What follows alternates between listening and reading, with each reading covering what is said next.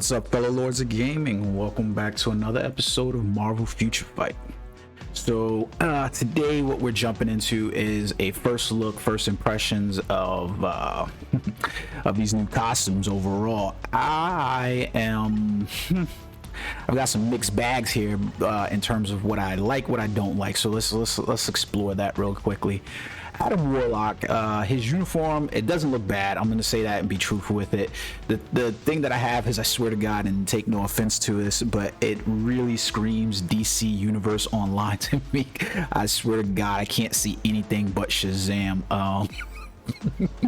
That's just the truth. I'm just being honest about it, but it's still a good, striking looking uniform. I think there's a lot of cool detail inside of it. It's just overall, to me, there's some things in there that I would love to see changed.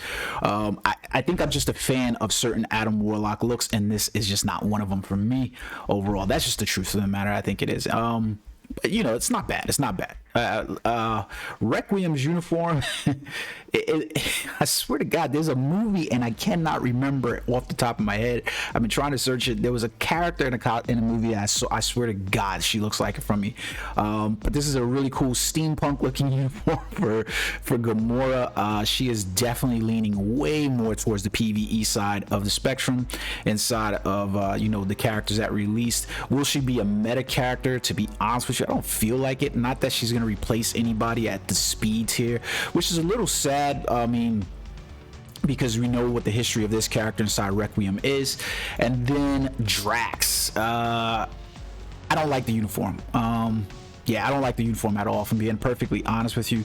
The good thing is, with all three of these characters, we know that the potential for a new uniform update for next year is more than likely coming. Clearly, we're going to get an MCU version of Will Poulter as Adam Warlock, so we'll get a uniform for there. And if Batista has a new uniform, maybe, like he said, he's starting to get old, it's starting to be hard to maintain that body. Maybe they're going to do something to cover him up and we get a new uniform, but we'll see. The belt definitely has a lot of detail on it, a lot of shine on it. Same thing for his bracers, but I don't know, for some reason overall I feel like the rest of the uniform is like a throwback almost. That's the truth. I feel like all the details here with inside the gold pieces on the uniform. This uniform overall, to me as well, it just ain't really hitting for me. Mostly from just the skill animations. We'll do a video specifically about those. You see, I have Drax and Gamora set at level 60 because they weren't really big, they weren't characters that you necessarily had to jump up and push to that frame. So they just weren't really good characters. They were literally the dumpster fires of Marvel Future Fight, and so getting them up there, I'm still trying to realize the potential for Drax. So there's that. So I have to do that anyways for him, and I don't have any potential realization tickets, unfortunately, so I'll have to mitigate that. Now for Adam Warlock, however, I am within that vicinity to actually build him out, and I want to give you guys a look at that first up and foremost. So before I advance him, let's take a look at the character gear that I have for him. Adam Warlock is a favorite character of mine, so going ham on him wasn't too bad of a deal to do or whatever. He's got some energy attacks, some HP Urus and some more HP Urus across the board. I gave him what I could give him from whatever Odin's blessings I had to include on there. I'll probably end up re-rolling the 2 non-5 amplified Urus inside of here, so that way he gets those stats. If you look at my character, you'll notice that he has about 38,000, close to about 40,000 energy attack and about 68,000 HP. Now, think about it in terms of this. I have to show you my cards so you can understand why the energy attack is so low. The way my cards are stacked, I just have way more physical attack than I do energy attack because I have certain cards selected for there. I'll show you guys that so that way it makes sense to you. In terms of skills, we're going to get into that and we'll look at those to look at his skills. I'm really happy with a lot of the skills, especially the animations. They look amazing to me. I've got him at rank type 4, and then I've got his ESO 8 set to power of an Angry Hulk. I don't have an artifact for him because I did roll for an artifact for this dude. I did quite a bit of rolling and I got nothing. I've come up good so far. Custom gear, I still just have the CTP of regeneration on him from this was from way back. I don't know if I'm going to switch this out at all yet. We'll see. I think I'm going to leave the CTP of regeneration on him and probably try to either get a brilliant or a mighty CTP on him, because he is one of my favorite characters. In terms of his uniform options, oh no, what the hell happened here? They logged me out. So in terms of his uniform options, I feel a little disappointed for any of the free-to-play players in the community, because you are going to have a hard time not only acquiring Adam Warlock, especially if you don't have him already, but you're going to also have a hard time leveling him. He is highly expensive. His uniform options are really expensive. His uniform cost is really expensive. I mean, that's to be expected because he is a native T2 character. Any of the characters that are going to be native T2 or native tier 3 are supposed to be heavy investment characters. Not sure why we got the restart there, but let's jump back into this. So Adam Warlock's uniform options, I have all of them to mythic except for the last one. So let's take a look at these. So at first one, we got Cosmic Ghost Rider. This is his best uniform. If you're a fan of Ghost Rider, the Cosmic Ghost Rider Punisher or whatever, this is going to be the best uniform. That's just the truth of the matter.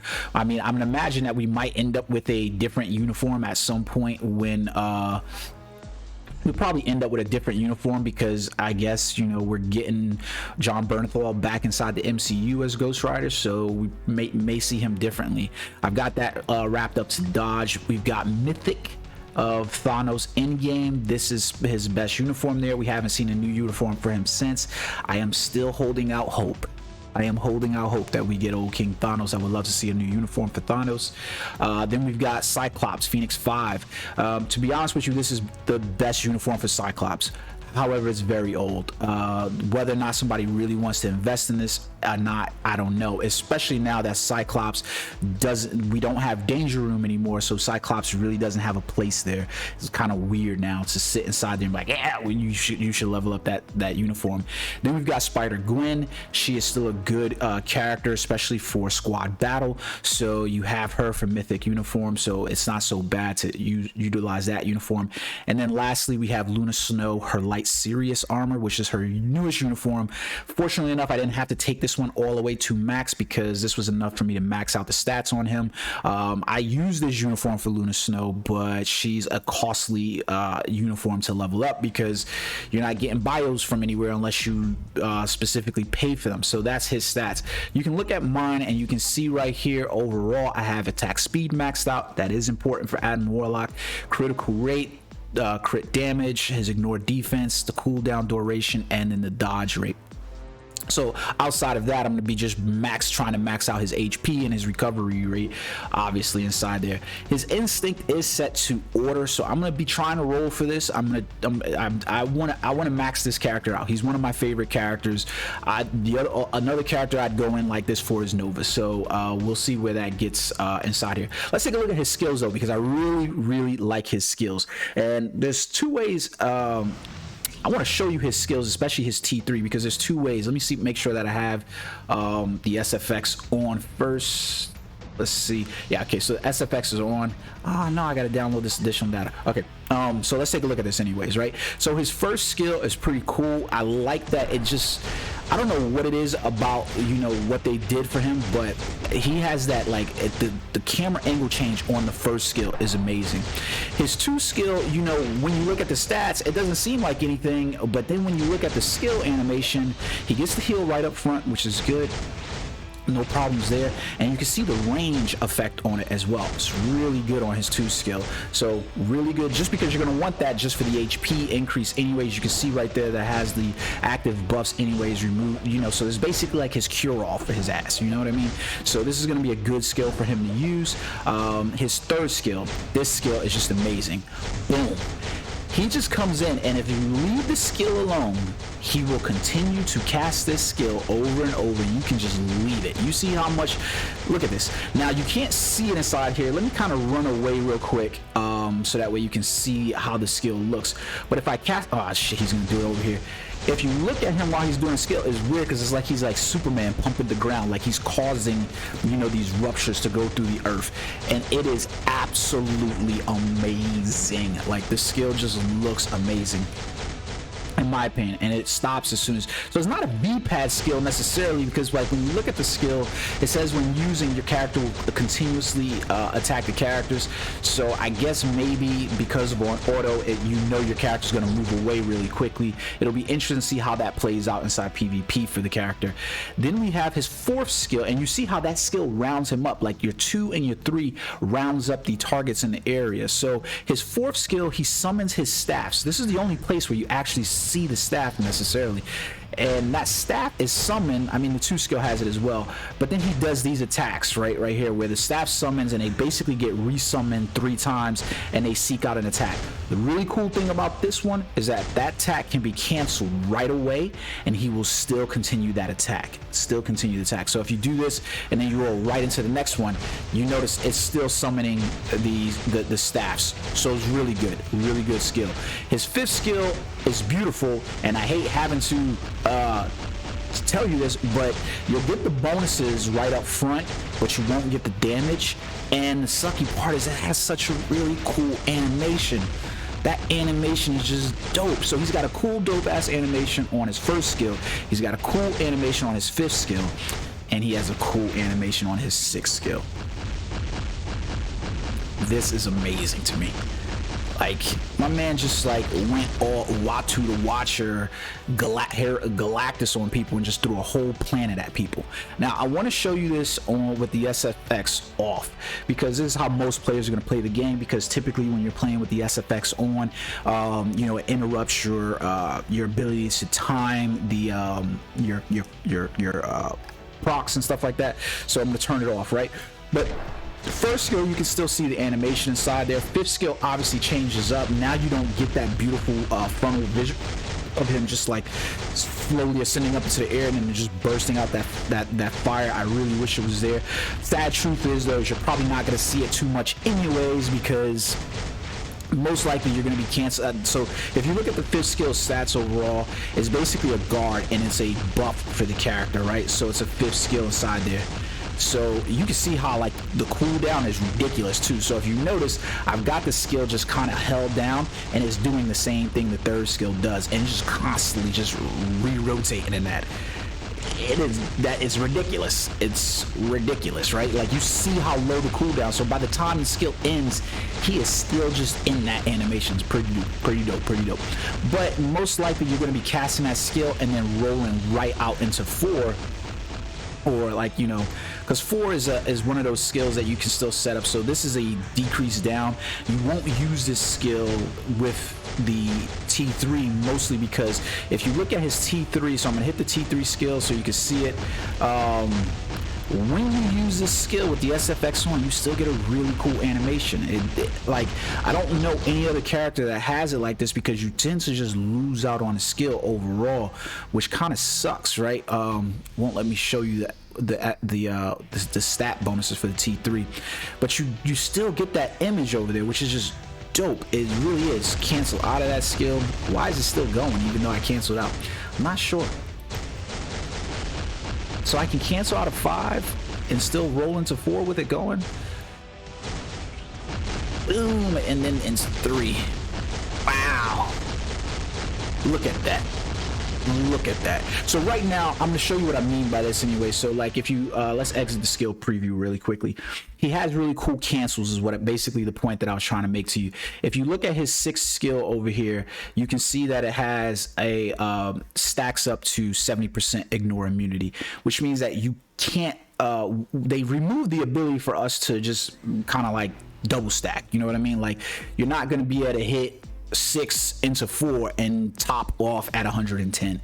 At least that's the way I understand it from the way it was. So I try to play characters in that way.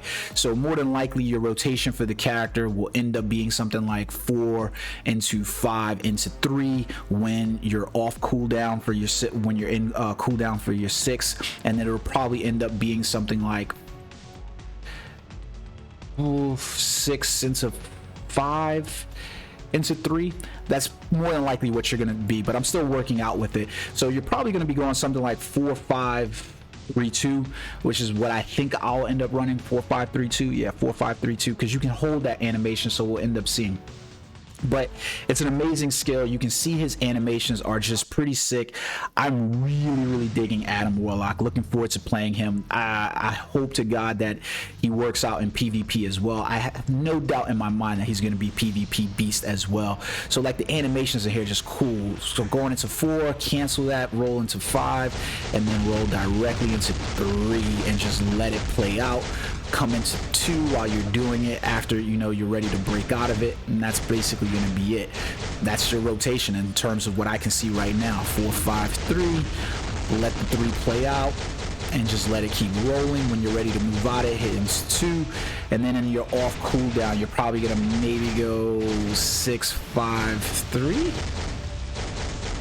I think I gotta play around with the 6 one. I'm still playing it out. Maybe somebody else will come up with something before me, so that way I can see it. But so what I want to do is awaken this character now. Now the character is going to be way more expensive than other characters, and unfortunately he's going to probably lock me out from leveling up some other characters like Gamora and Drax in terms of getting their gears fully transcended. I'll be able to get to the awakening skill, but I won't be able to fully transcend them. You can see he has a 1600 CCF cost instead of 800 or 1000 or 1200 cost because he is a tier 3. All his things are basically doubled, so pay attention to his stats because you can see the physical stats. Remember, I was sat at close to about 40,000, and then the HP was at 70,000. So we're going to unlock fates in here, hit that character advancement. He's got the whole galaxy in his hands. He's got the whole damn galaxy in his hands. Oh man, I'm so happy that we've got Adam Warlock finally in game. Look at the jump in that HP pool. 33,000 HP and a 13,000 increase in physical attack, 18,000 increase in energy attack. That is ridiculous. Just insane guys. It's like totally insane. So good thing about Adam Warlock is that if you do end up having to purchase him from the shop, he's discounted right now. You will get some crystals back from just leveling up the character. You can see right here that you're basically getting about 1,100 crystals back plus 60, so about 1,200 crystals back for just leveling up the character through his rankings. Yeah, man, I don't see any way possible that Adam Warlock isn't going to be a beast beyond beast. I am so looking forward to playing him. I mean, I'm ham about this character, so I'm highly looking forward to playing. I'm gonna create a separate video where I play him inside some of the world boss content and some of the PvE content for you guys, so that way you can see it. You know, my channel's not really big for Marvel Future Fight, but I really do enjoy playing the game quite a bit. It's something I've played for the last 5-6 years. I think I only basically missed out on the first year of gameplay. Yeah, because I was playing Marvel Heroes Omega. I thought that game would last longer than this one, and here we are. So I'm gonna still keep working on leveling up Adam Warlock. Let's see where am I sat in the event now. So I'm at 189 out of total players. There's no way I'm gonna get up to catch these guys, so I don't even bother with trying to keep up with them. But it's nice to see I'm at 189 anyways. So we'll see. I'm gonna get around to leveling up some more things, probably smash these and let you guys know. But that's your first look at the main. I'm gonna give you guys some off stuff about Drax and Gamora as well, but that's my first impression. Oh yeah, I'm so looking forward to this. By the way guys, it is really sad, but we no longer have Danger Room inside here. I don't know what to say about it, man. But I do want to bring up one last point for those of you that are sticking around. We now have the ability to get the this contribution chest has the ability. So I think this is going to be great for players overall, and I think that this means something for the future of the game, but I'm not exactly sure that I want to talk about it in this video. It's going to be a little bit longer. So you can see, you can get these the X-Men genes inside here to include the exclusive characters for Rachel Summers, Abomination, Professor X, and Negasonic Teenage Warhead. So I think a lot of players overall will be happy about that. All right guys, until next time, peace.